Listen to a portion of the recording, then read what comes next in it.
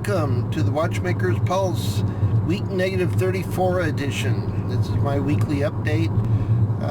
Trying a couple of new things this week and working on a couple of things, and I've put all of that information in the blog for this week. So one thing that I've thought about the last few weeks is my videos are just too long for the fact that I'm not doing all that much.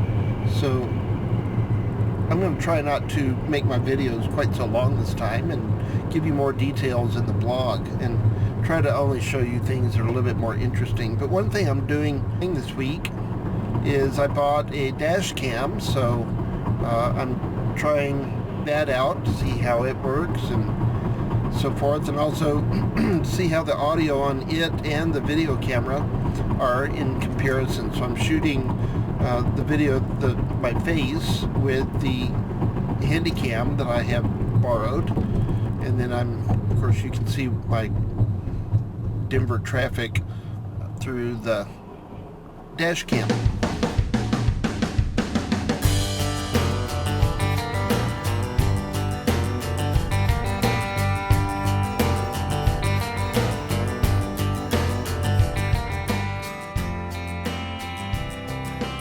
Until I get better audio, I'm going to have to start doing voiceovers for these updates. I'm thinking it'll be better in a motorhome rather than in my thin-roofed Volkswagen convertible, but we'll see. Speaking of motorhomes, if you haven't yet checked out the Watchmaker's Pulse website. In addition to the blog posts, there's a links tab at the top which will take you to some web links I've included on various topics, including full-time RV living. Click that, and you'll be taken to a page which has links to the websites, blogs, and video content for those great folks I mentioned in last week's video update. There are a couple of additional sites here that I didn't mention in that video as well. At the top of that page is a link to a page I'm building for our reference. We're finding that as we shop for motorhomes, they tend to start looking the same, and it's hard to keep track of which ones have which features. So I currently have 24 motorhomes described on this page with floor plans, basic specs, and links to manufacturer websites so we can keep track. Basically, I've described at the top of the page what features we're looking for. Things like a vehicle in the 33 to 37 foot range. We really want a king-size bed. A washer and dryer would be nice. Either 1 or 1.5 baths. We've seen some motorhomes that have even 2 full baths. I don't think we need quite that much, but 1.5 might be nice. We would prefer one with a shower that is in the same room as the toilet, as opposed to being across the hall. There's several layouts that have showers across the hall, and that'll work, but we'd prefer them to be in the same room. We want a dinette that has freestanding chairs if we can get them instead of a booth. We just think the chairs, straight back chairs, would be a little bit more comfortable. We also would like to have a residential refrigerator if possible, but we also want to be able to have a refrigerator that can operate both on gas and electric. Speaking of gas and electric, we want to be able to cook with either option, either gas or electric, depending on the situation in which we find ourselves. So that may mean, a lot of motorhomes have convection ovens and microwaves, but we're thinking we would also maybe like to have a gas oven as well.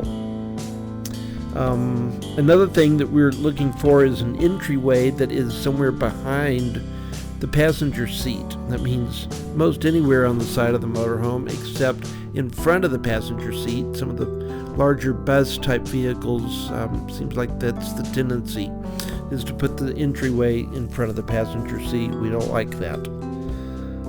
We'd also like to have an outdoor kitchen facility. I think that would be pretty useful. Most of the layouts I put on this page have gasoline engines. We've been advised by several people that diesel is the way to go, but I'm having a hard time finding many diesels which meet all or most of our criteria. I've found 3 so far. Renovation on the house has continued a little this week. Another project that I'm working on during this whole downsizing effort is scanning books and documents that we want to keep, but we don't have space. Either we don't have space for, or we just don't feel like we need to keep the physical copies. Some books I've repurchased for Kindle, and some things we just will have to store, but I'm trying to scan what I can. These weekly updates are not only going to be about downsizing, though. That's 34 weeks of that is not going to be terribly fun. So we have several plans in the works for upcoming months. We're planning to rent, for example, a Class A motorhome in June, and we're going to take it up to Rocky Mountain National Park for a week.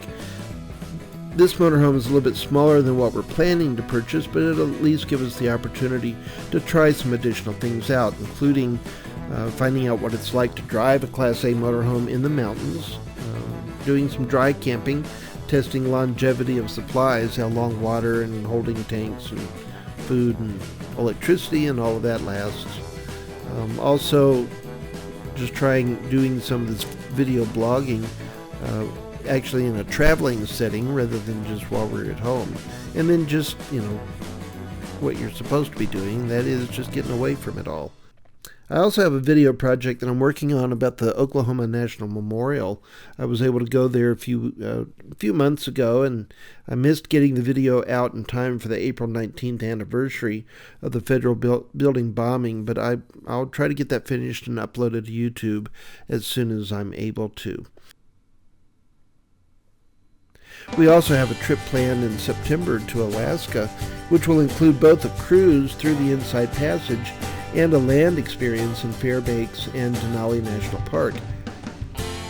Here's a public domain National Park Service preview of Denali.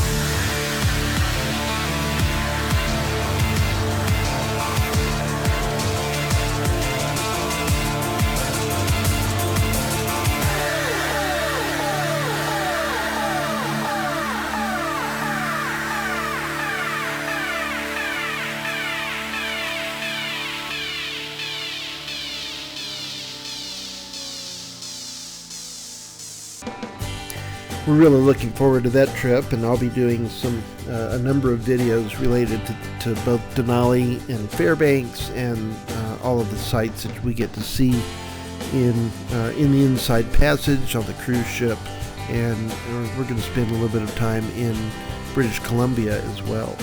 So looking forward to that. But that's it for this week's update. If you liked the video, please give it a thumbs up. You can subscribe on YouTube. You can follow me on Facebook. You can also sign up for email updates on the watchmakerspulse.com. So see you next week, and thanks for watching.